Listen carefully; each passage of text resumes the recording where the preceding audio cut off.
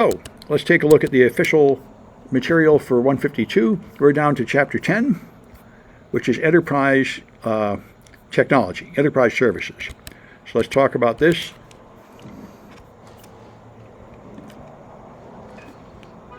All right. Get this as reasonably the right size as I can make it. All right. So we're going to talk about various categories of network infrastructure services. And this chapter in your book is like more than 5 years old, and these slides. So it's not the very latest technology, but it's still, I think, a lot of these vendors are still in use. So DHCP and DNS are essential services on every network. DHCP is what assigns IP addresses to devices when they connect, and you really need to keep track of this because your logs that you might be examining in Splunk or something will refer to devices by IP address, typically. And if you don't know what IP address was assigned to a device at that time, it'll be hard to keep track of it. So this goes over UDP 67 and 68, and it makes a lease. And in principle, every time you reboot your end device, like a laptop, it could get a different address. So you need logs to identify a specific device, which is, of course, what you want, because you're going to be doing incident response. You're going to be determining if this device has malware or has been compromised, and you're going to want to know exactly which physical device that is, not just an IP address that could be tied to any of several different devices. So you can search a date for an IP address. You can search all dates for a MAC address to find all the IP addresses that have been assigned to that device. All right. And so you can make a Microsoft DHCP server. And the only reason I know people do this is when developing domain controllers, but a lot of people use third-party services for it anyway. Anyway, it has DHCP log, which is a simple comma-delimited file with the MAC address and the IP address, the host name, and the date and time. So that's all you really need. Time is local time. This is an extremely common problem with logs. A lot of logs are on local time, which is fine for small networks, but for large networks that span across many time zones, then you've got a problem correcting the time. And logs only retain for 1 week by default, so you probably want to make that longer to have the information on enterprise network. Now, the most common Unix Linux server is ISC, the DHCP server, and it sends logs to syslog, all right, where a lot of people send their logs. And here's what those logs look like. You can look at the DHCP log, and it shows you each packet that was sent, a DHCP acknowledge and a DHCP inform. There's like a 4-way handshake when you get a DHCP address. I forget the steps, but you request something. It tells you the server. It offers you an address. You say, yes, I'll take the address. So it shows the individual messages here. But as you can see, it still has the IP address and the MAC address and the date and time, which is pretty much what you need. And here's some more logs showing DHCP discovery and DHCP offer, and so on. Here's what syslog looks like. And see, it has the information, DHCP request, DHCP acknowledgement. So the information is in there and not that different than the Microsoft server. Just checking for comments. Oh, found it on my web page. Yeah, lock ping is at 6. Yeah, good. All right, good. Okay. All right. So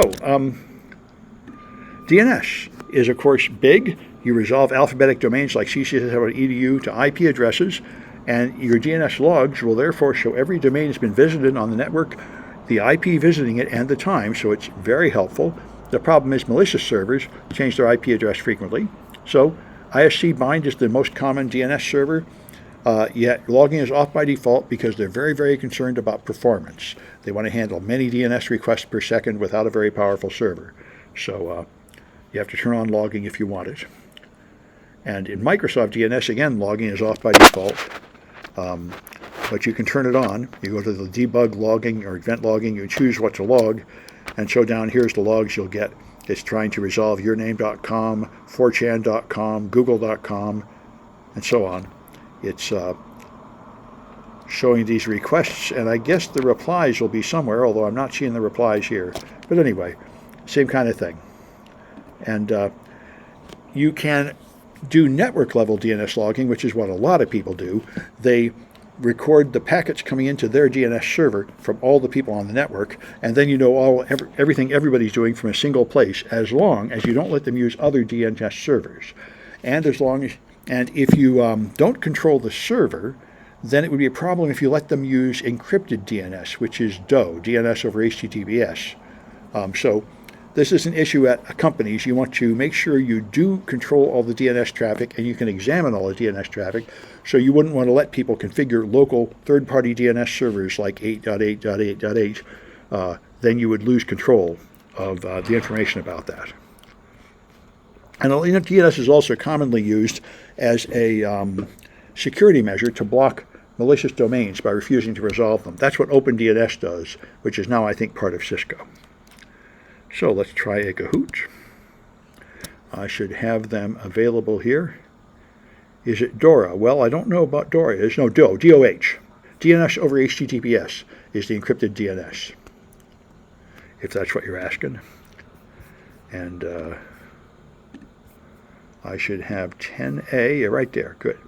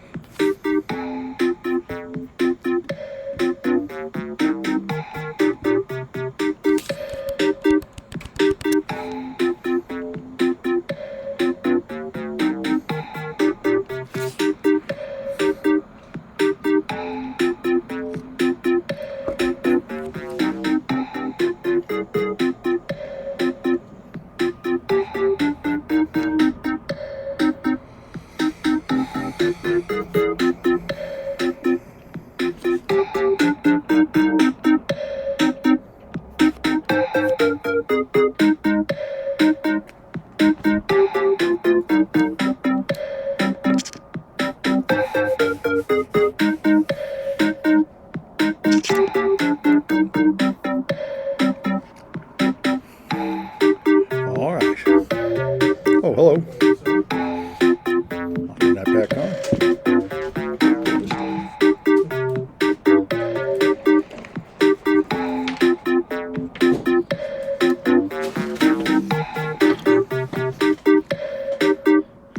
Take a minute for that thing to come on.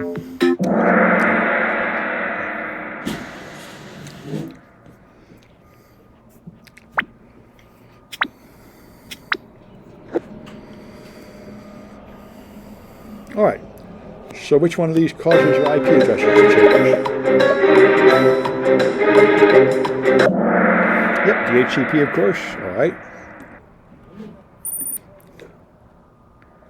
And which one uses UDP port 68?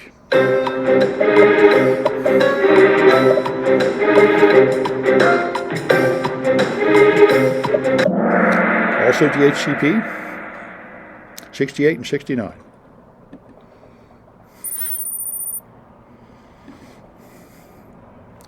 All right, which one only retains logs for a week?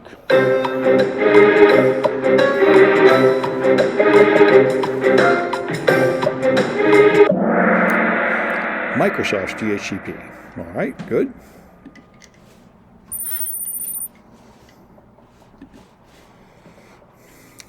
And which one was developed at UC Berkeley?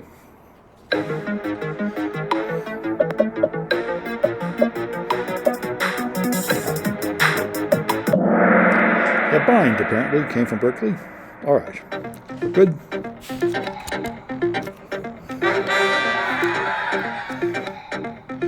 I thought you'd tell me who they are if they're ever point. I know who Root is.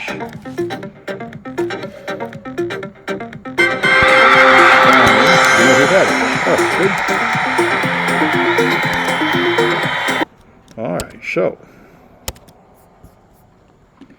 so here's some endpoint protection products, which is a big deal in enterprises.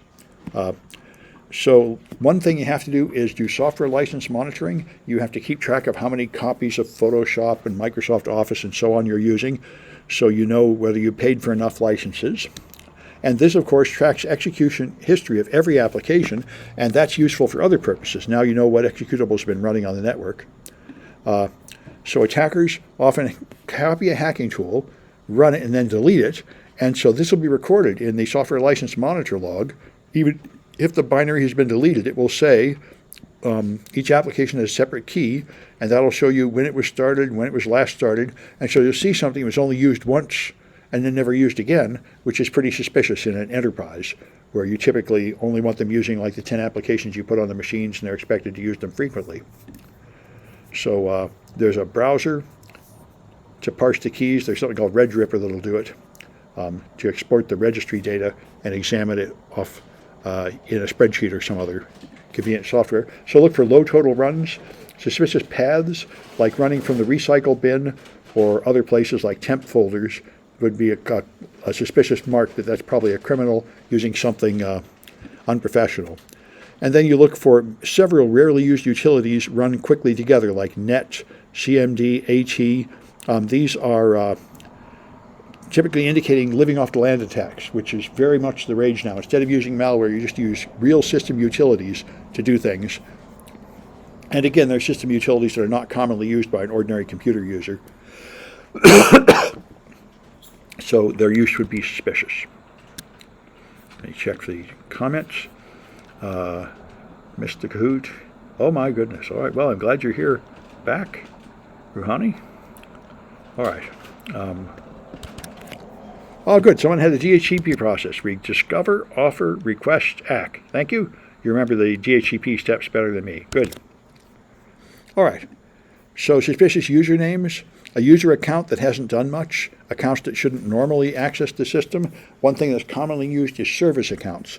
There are service accounts that are used for one computer to log into another to do some automatic process like retrieve email, and they're not intended for any human to use them, but a lot of attackers do like to use them, and they often have elevated privileges, and people often don't change the passwords very often, so they're commonly a way to sneak in. And if you see service accounts doing things that only users should do, that's another suspicious thing. And of course, elevated privileges are a thing to always look for. There's a thing called a high privilege audit that you should be doing on a regular basis anyway, just to record what the high privileged accounts have been doing on your network, because that's where bad things often happen. Look for executables that have been deleted. Now, installers are run once and then deleted because you're not installing it, but other executables run once and then deleted are more suspicious. So then there's Symantec's tool, Altera's Client Management Suite, that has an application metering tool, again, that will record all the executables that are run, and then it saves it as a plain text file with all the information you'd expect, what was run, when it was run, and how many times, or at least how much total time. So look for executables without version information. That's unprofessional and a clue that they're using something unprofessional like a hacking tool. And small file sizes. Most professional tools are big and fancy and have pretty graphics. A lot of hacking tools or simple command line tools are much smaller. And then antivirus software, the endpoint protection, it only detects the things classified as malicious, so legitimate administrative tools like from sysinternals will not be detected. Like I said, that's why a lot of people like to do living off the land attacks where they do not bring in any malware, so they don't trigger the antivirus. I'm checking for comments. All right. And all right. So the antivirus logs are useful, but they don't give you a complete picture of the way software license metering would. They don't bother to record every executable, just the ones they find that they regard as suspicious or known malicious. So it typically encodes the malicious file and moves them to a quarantine folder so it can no longer execute. This is a good idea. Some antivirus can be set to delete the files, and you don't want that. You want it to save the malware so you can analyze it and try to find indicators of compromise that help you hunt down what else the bad guys have been doing. So the archives, attackers will often use a password-protected zip file or other archive like 7-zip or RAR. Antivirus can't open them, so AV will log errors about them. So logging that there is a zip file which I cannot open and I cannot inspect inside it is one clue of malicious activity. So Symantec Endpoint Protection has extensive logs and also uses the event log. And it saves it with this strange timestamp. It makes this strange pattern here to boil the timestamp down to a small number. All right, using a 6-byte pattern to record time, including hour, minute, and second. So the quarantine files are quarantine versions of viruses, and therefore they always modify them so you can't double-click on them and run them. And so they change them somehow. They change the extension to VBN, and then they have metadata, and then an encoded copy of the original file. In the older versions, it would just XOR every byte with a fixed 5A, which is enough to mean you can't run it. Newer versions do something a little bit different, and there is a tool that can extract those files from the quarantine available from CNIT. All right. And so you can extract it, but you're going to have to run a copy of the affected machine in order to clean it, to extract it with QExtract, which is kind of weird. There is a open source Python tool to do the same thing, but it doesn't always work. And then there's McAfee Virus Scan, invented by this guy who later turned against it. It has logs where it stores a whole bunch of logs about everything, potential buffer overflow extents, attempts, things that attempt to terminate the virus, results of files scanned on access, and so on. So lots of information and various logs on the machine, stored locally on the host, which of course is not very good. In an enterprise environment, you should be running an agent to forward those to a central log collector like Splunk.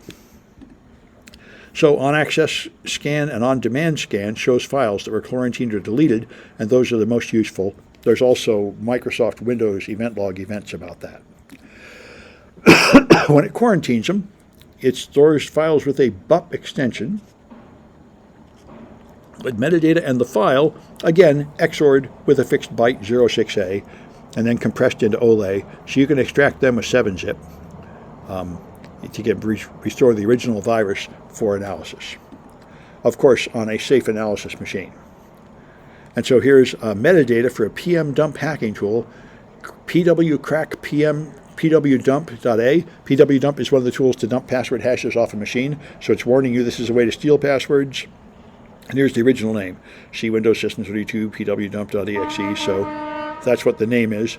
Many hacking tools are identified by antivirus. Even if they're not spreading maliciously like a virus, it detects them as something you don't want on your system and something you want to know that people have been running on there because it was probably a bad guy. So Trend Micro has an Office Scan product that, again, stores local logs on the SIT. It's an antivirus, and it stores the same kind of information in a local log in plain text.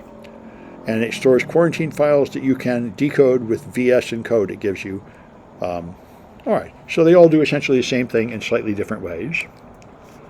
Check for comments.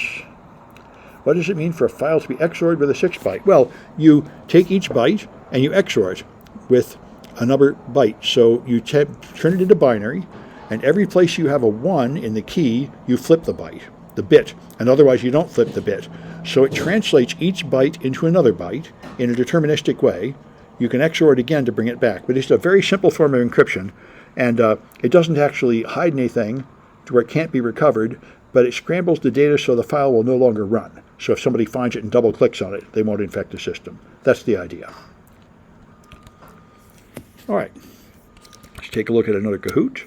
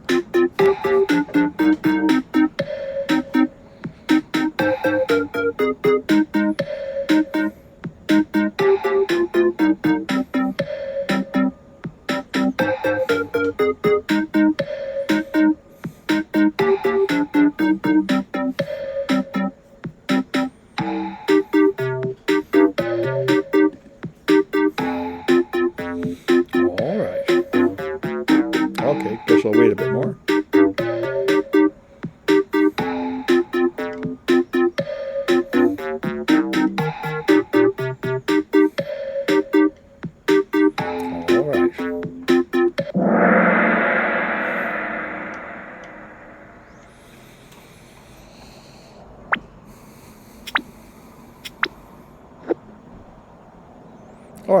So which one uses this 6-byte timestamp?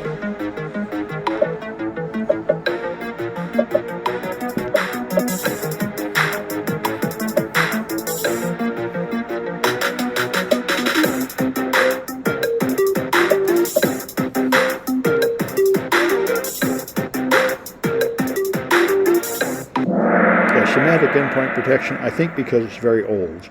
It dates from a time when you really didn't want to waste bytes.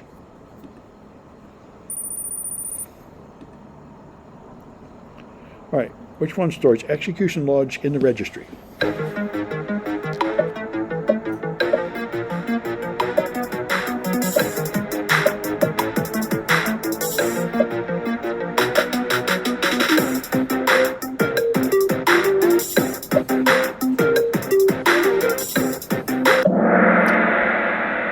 LAN desk, okay. I would have got that wrong. All right.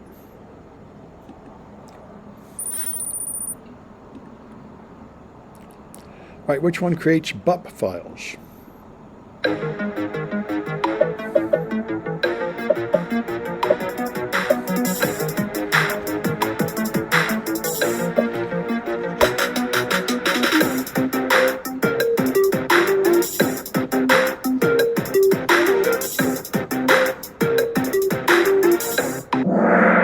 Okay, that's McAfee.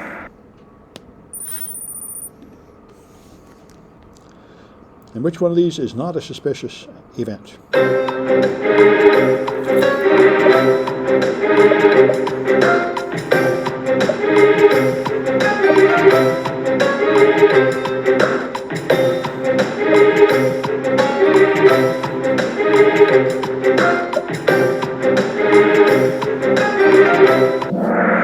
Yep, installers you typically run once then discarded. All the rest of these things are abnormal.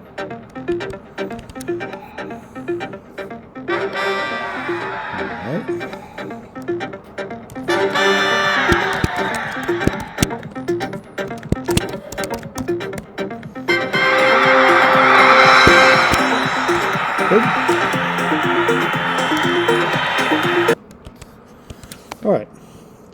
So then the web servers, of course, Apache and IIS being the main ones. There's a lot of others now, like Nginx and so on, but these are the big ones. Apache, so they all receive HTTP requests, usually GET or POST, GET to retrieve a page, and POST to send up data like username and password. So in the old days, most things ran over port 80 without encryption. Now almost everything runs over 443 with encryption.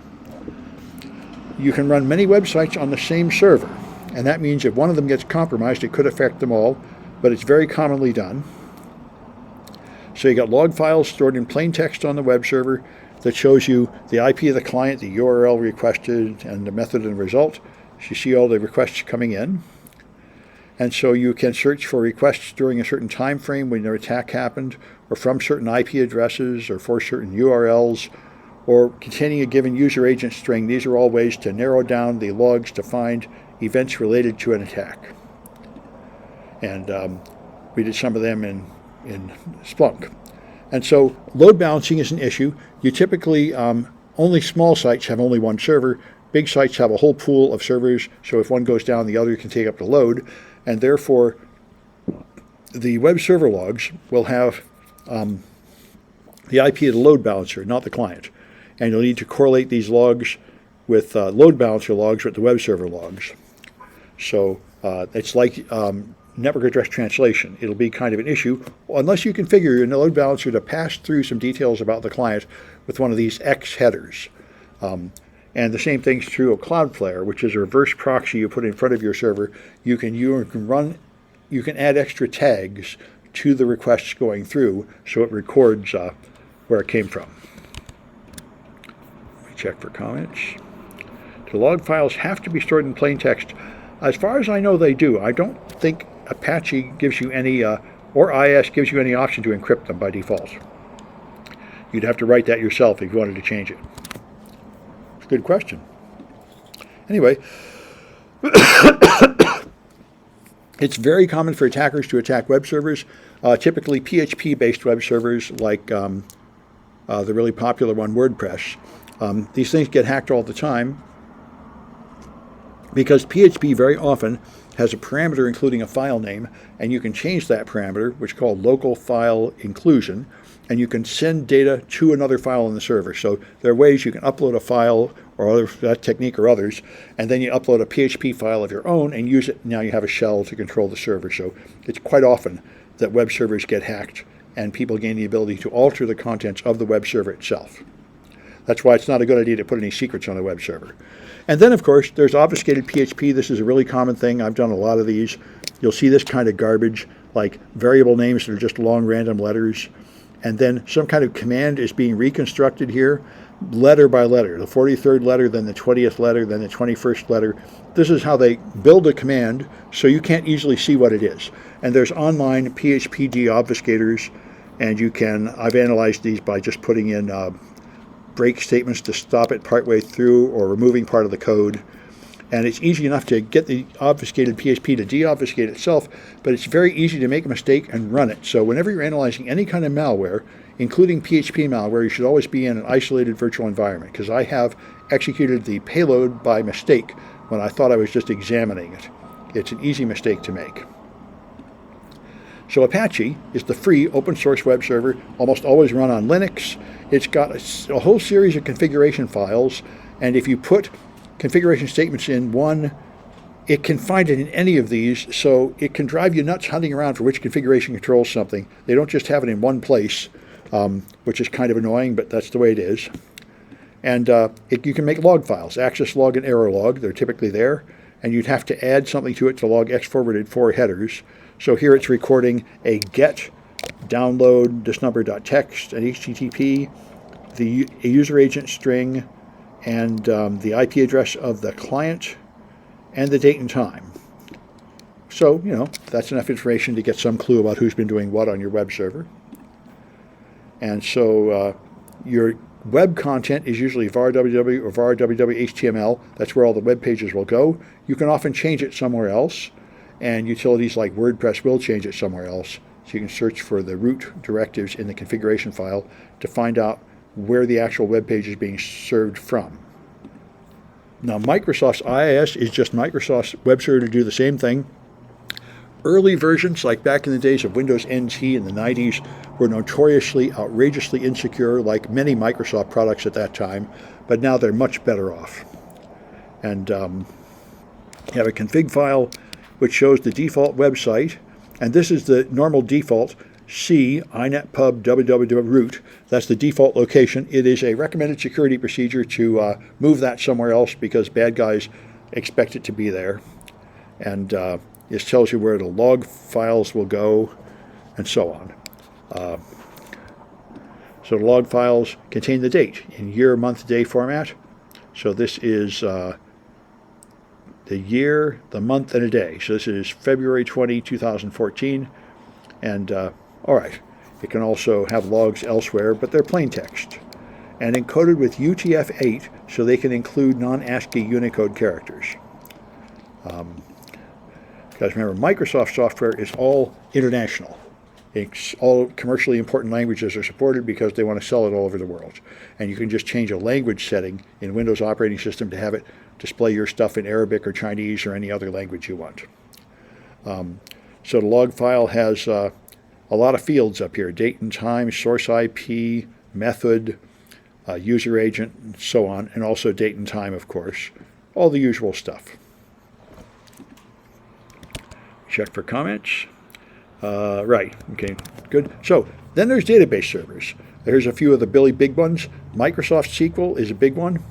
MySQL is the open source one. Now a lot of people use one thing called MariaDB, which seems to be the modern replacement of MySQL. And then Oracle, which is really expensive and used by large companies and unfortunately City College, but a lot of insurance agents and stuff. So the database evidence will typically have connection logs showing the people who've connected to it.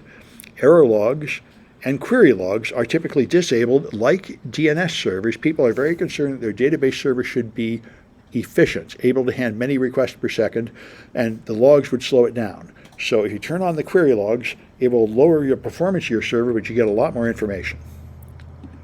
So the data is typically stored in many files, sometimes in strange things like raw storage to combine it on one or more devices. We mentioned before, typically an enterprise-class database has such a huge database file that it's really impractical to download the whole drive or even the whole file and analyze it. Probably the only thing you want is the logs, because the rest is just a huge pile of stuff to dig through.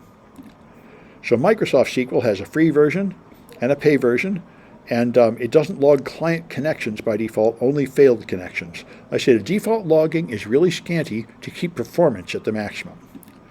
It has an error log, so here it records first and unsuccessful. It failed because password did not match that for login provided. So someone tried to log in for user SA, which is the SQL administrator. And by the way, in early versions of SQL Server, the SQL administrator had, I think, a blank password all the time. And that was the default, so a lot of people could just get in that way. Now they force you to put in a password anyway. And here's somebody successfully logged in. So they failed at 3:45, but at 3:48 they came back and got in. So this does not look very suspicious to me. This looks like the real administrator just missed typing it and then typing it in better. If you were to see a lot of failed logins, then it would be suggestive of an attempt by an attacker to guess the password. So don't log queries by default. You can turn this on, but it incurs a large processing overhead. So you could do a forensic image of the drives containing the database, but you'd have to take down the database server, and then you'd have a huge thing to dig through, so you'd only do that if you really had to. You can copy the DB files themselves. Again, you'd have to take down the DB to copy them, but they'd have just the data. You could also use Microsoft SMSS product to backup or export data, and that's a live image, so it will alter some evidence, like timestamps and such, but it's another way to do it. Like I say, usually you just try to work from the logs if you can. So MySQL is the free open source database. Typically, there are two types of servers. You either have a LAMP stack or a Microsoft stack. You have a Microsoft server, which is Windows, IIS, and MySQL, or Microsoft SQL, or MS SQL, or you have a LAMP, Linux, Apache, MySQL, and PHP. It's the open source. Those are the common combinations of software you'll find. So it was after Oracle bought it, MariaDB became popular. Anyway, it's got a configuration file that lists where the logs are going to be. And so they're typically in var log, MySQL, and typically only the error log, just like other databases, to make it as fast as possible. You can turn on more logging, but that will slow down the server. It will not be able to handle a high load. Let me check for comments here. Structured query language, yep. City College does use Oracle, yeah, unfortunately. A lot of big companies do, and it's very difficult to use. Yep, PeopleSoft post requests, good stuff. IS, created by Microsoft, yep, for web application hosting, very good, okay. Lots of good comments there. All right, so your general log, this just shows user root connected, root at this IP address, connected to the server, and then did this query. So that's showing a complete log of what they did, which would be the most useful to an examiner, but the kind of logging you probably don't have on by default because it'll slow down your server too much. So you can acquire the data. The ideal way is shut down the server gracefully and image the hard disk. On a running system, you'd stop it and copy the folders or back it up with a command without stopping the service. These are various ways to get the data out of the database if that's what you want, if the logs are not enough. And then there's Oracle from Larry Ellison, one of the richest men on the planet, a company greatly considered to be extremely unethical and evil, greatly hated in the industry. But anyway, very expensive. It logs client connections on by default, and you can also log alerts. And so you'll have a listener.log. Here's a successful connection to an Oracle database.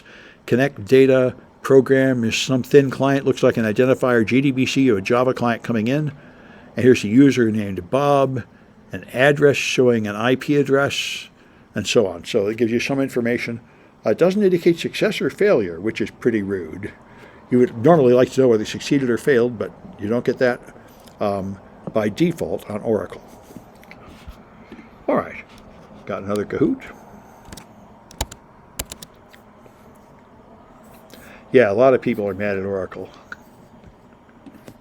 Used to be mad at Microsoft, but after the antitrust lawsuit in '98, Microsoft or 99, Microsoft got less evil. They got the fear of God put in them, or at least the fear of the Supreme Court.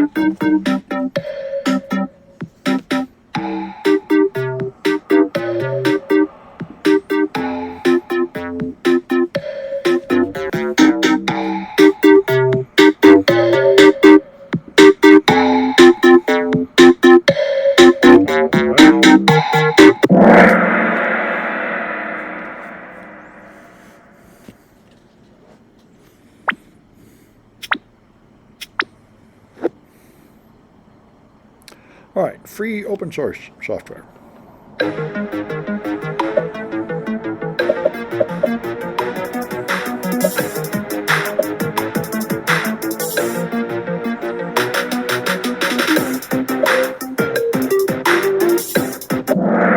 Apache. By the way, the name comes from the fact that it's full of a lot of patches. It's sort of a joke like most open source names.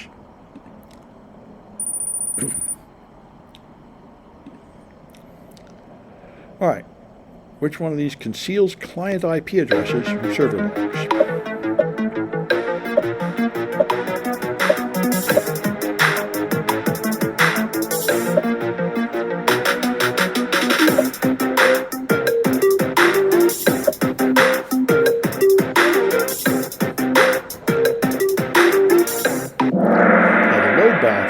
Acts like a proxy server. As far as the server is concerned, all the requests came from the load balancer. They don't see the IP address of the client that sent a request through the load balancer. So that's an issue, unless you configure a special header to bring in the client IP address.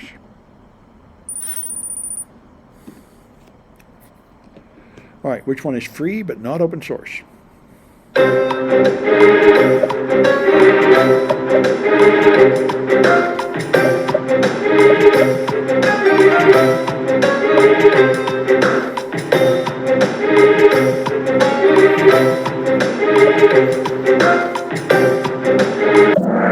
SQL Server Express.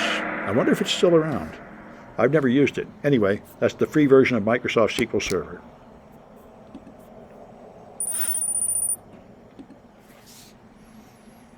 All right, a tool used to manage a database server.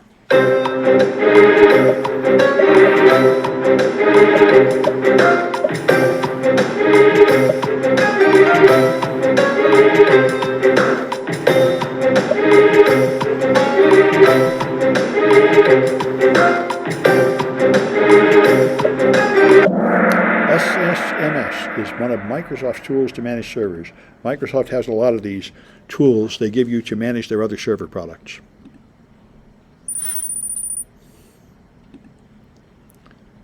And which database logs connections by default?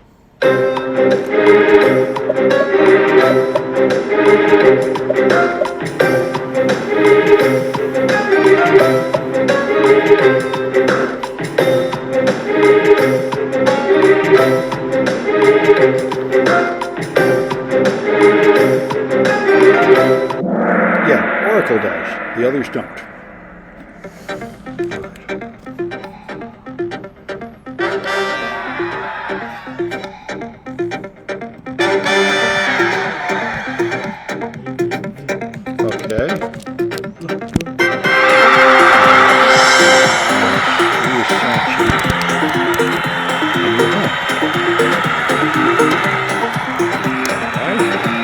Stop this recording.